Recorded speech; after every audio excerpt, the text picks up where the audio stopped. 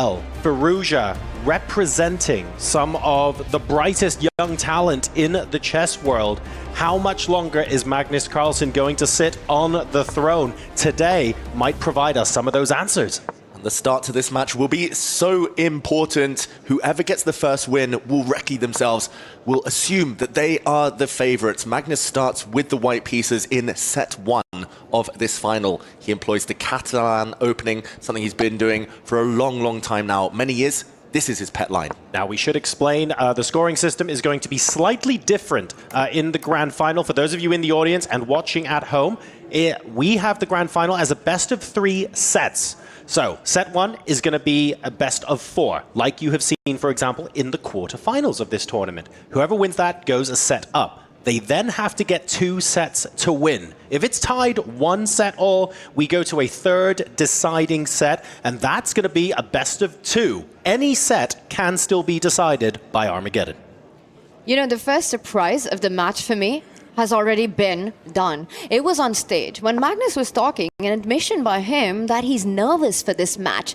And that's not usual at all. Even if Magnus is feeling the tension or the nerves, I've never heard him say that right before an encounter. Me neither. It's a historic moment on the board, off the board. Magnus' nerves did almost hinder him against Hikaru Nakamura, but he's hoping to shake them off.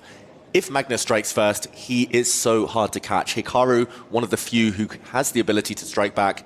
I think Alireza, he will want to be at least holding this first game with the black pieces. As we see the first big decision, the Queen's Gambit, the Catalan opening is a branch of that, has been accepted. Magnus trying to go pawn hunting with his queen to restore the balance. E5, D5 being played now. We've seen a similar position with lots of tension in the center. We now have the pawns being pushed next to each other. Still a very similar position to one we've seen many times in the Esports World Cup, but we're going to start seeing some subtleties now, some nuanced differences. And this is the first moment in the game. Alireza goes into a think. There are options with the knight. Where do you run to? 3 squares that I've seen play on in the board. You could move it forward to d4, b4, or retreat to e7, trying to get the knight to the other side of the board. And the one chosen by Alireza, an aggressive one, getting the knight to b4, disconnecting the white queen, saying, you know what? You'll still have to sweat to recapture that pawn. A very ambitious opening play from Alireza Firouzja, met by equally ambitious play by Magnus Carlsen. This is a deflection tactic. The black dart-squared bishop caught in 2 minds now. It can take the white knight that's just jumped and captured on e5, but it would come at the cost of black's knight on the b4 square. We see that one is a bit loose right now, and Magnus forcing Alireza to think for the first real time in this game. If we get an early time advantage on the clock in game number 1 of set 1, that's going to be fantastic. And what a move. It's tactics galore, double exclamation mark landing. The black knight might have been doomed anyway. He was trying to throw it away for the highest price possible. The white knight was also attacked. That one has jumped back, and we see Magnus's screen, the red there, showing his pre-move. Knights leaving the board. The dust is settling. It's still level material. Who will that little melee have favored? And it comes down to the pawn structure one more time, right? Pawns are the soul of chess. And here we see with everything else equal, is going to be the attack on that c3 weakness that Magnus has, but in return has opened up certain lines for his rook. Let's point out that beautiful bishop on g2, eyeing the b7 weakness. Once the rook slides over to b1, Magnus is going to try to get into Alireza's camp. So now we're in a situation, both sides, of course, have the bishop pair. They're jostling for position, trying to improve the positions of their pieces. The queen ducking away from the d-file as well, so that it's not forced with tempo. If white decides to put a rook on the d-file, for example, white would obviously like black to take the bishop on e3 so that the recapture with the knight could be possible and starts to improve the position there. But otherwise, the real difference here does come down to pawn structure, and we do see white with those 2 isolated pawns on the A and C line. Not a problem at the moment, but that could be a longer-term weakness. Definitely. And in the meantime, Magnus looking very calm on the camera. He talked about nerves, but his heart rate is down at 66. Let's take a note of everyone's baseline here. Alireza started the game with a decently high heart rate. It's gone up to almost 100 already. It's a huge, momentous occasion. Who will come out on top? Magnus improving his rook in the meantime. It's his type of position. It's very technical. No big attacks on either side's king. Mutually Kind of lots to be excited about, Alireza with Magnus's weak pawns, but Magnus with his active pieces.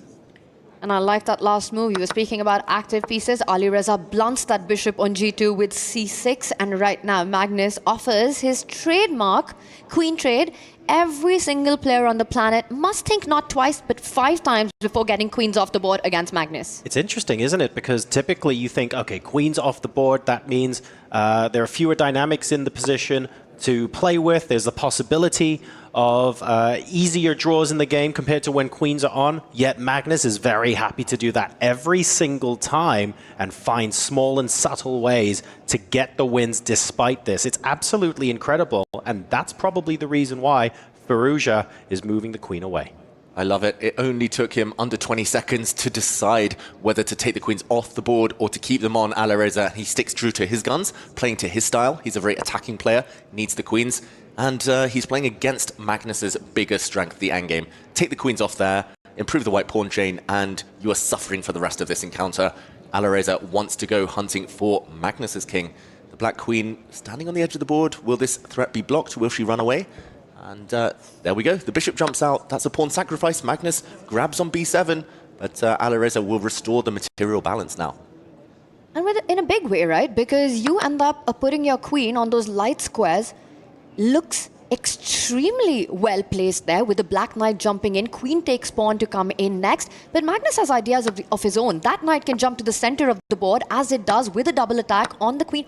Pawns are getting off the board here. Is this fizzling out? Looks like the game is being guided towards equality, but there are enough ingredients left for both sides to get optimistic, especially here. I'm going to say Magnus Carlsen, the white knight, is super powerful. It's a bit of an octopus right now. Its tentacles over 8 squares, covering some important jumping points for the black rooks. The white queen active as well. It looks like it should be level, but it's up to Firouzja to prove it.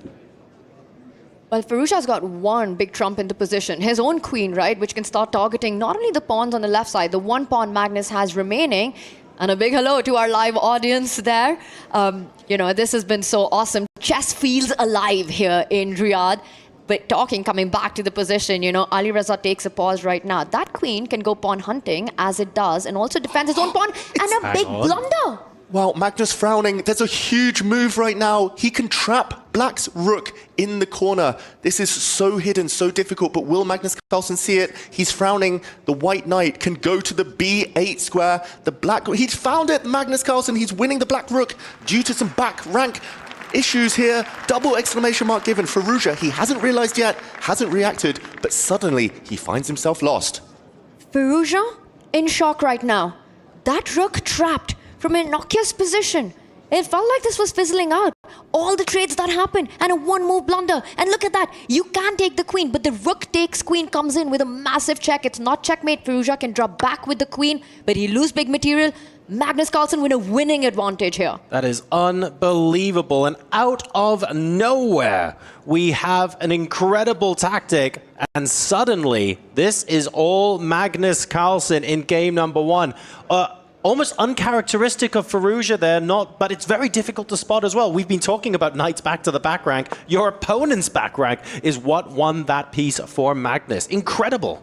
Yeah, it was so hidden. It was a queen sacrifice, so maybe we show in a slow action replay what just happened, what could have happened if Firouzja had taken the queen. In this position, it was better for the black queen to step elsewhere, maybe give the black king some breathing space instead, because after a queen slide to a3, we saw knight to b8. Such a rare pattern, almost unique, trapping the black rook in the corner, which had to take the knight, had to give itself up for the highest price possible, and then the queen sacrifice. Queen takes rook. If the queen had been captured, we would have seen a rook land, back rank checkmate, had to be blocked by the black queen, and ultimately rook for knight advantage. That is the status quo in the current position as well, if we catch up with the current game, but it's the queens coming off.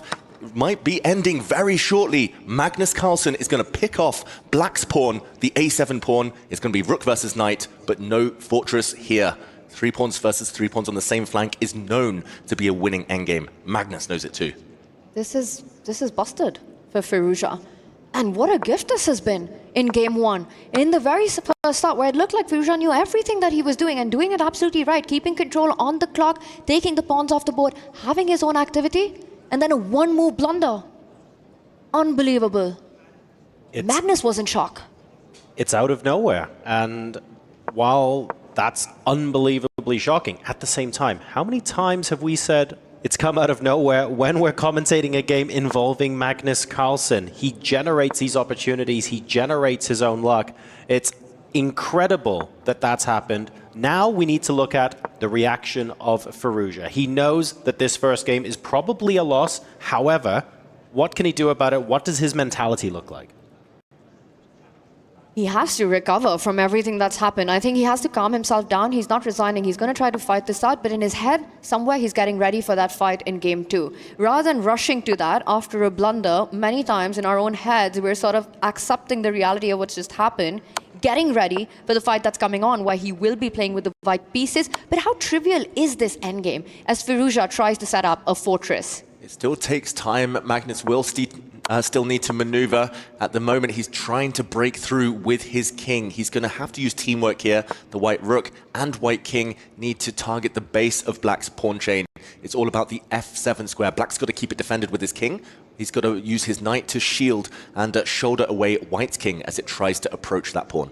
And if this is a theoretical win for white, how does he break through? At what point does black no longer have any defense against this?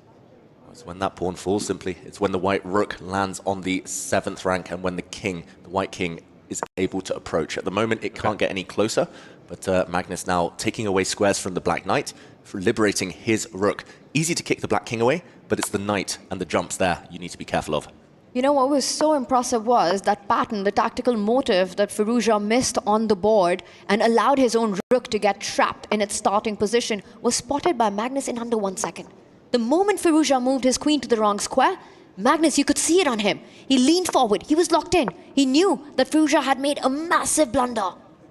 Look how the black knight is actually trapped on its back rank. No squares. Magnus, almost with a head bob, kind of shaking in the chair now. He knows this is a dream start to him. I'm not going to fault Firouzja at all. That was the most hidden trick, most sneaky tactic I've seen so far at the EWC. And there we go. It's the first result of the grand final. Resignation in game number 1 after an incredible tactic out of nowhere. Magnus Carlsen wins game 1 in set 1 and takes a very, very strong advantage. Don't forget, it's a best of 3 sets in the grand final, so the comeback mechanic is still there. There's plenty that can still happen. However, it is very much advantage Magnus.